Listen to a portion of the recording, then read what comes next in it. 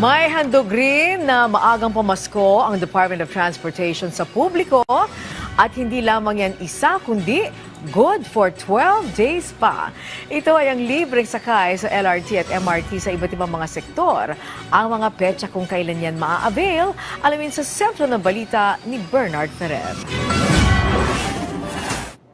5 beses sa isang linggo sumasakay sa LRT1 si Clifford. Ito kasi ang pinakamabilis niyang masasakyan mula Parañaque papasok ng eskwelahan sa Maynila.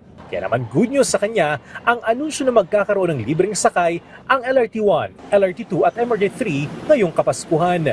Mahalaga po yung libreng sakay po, lalong-lalo na po sa mga commuters na tulad namin kasi po yung iba po mga nahihirapan sumakay ganyan. Ang matitipid ni Clifford sa pamasahe ay maaari niyang maidagdag sa budget para sa mga school project o pagkain.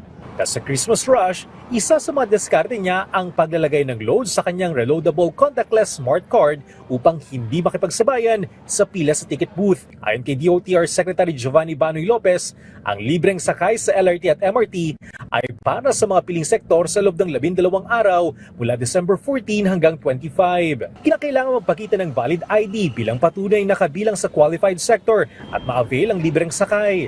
Lumapit lamang sa booth o security entrance at ipakitang ID. Inulansa din ng LRT1 ang kasakaysayan, isang advocacy project na layong bigyan ng dagdag kaalaman ang mga commuter tungkol sa kasaysayan ng mga lugar na dinaraanan ng tren, lalo na ng mga stasyong pinagkunan ng pangalan ng LRT1 stations.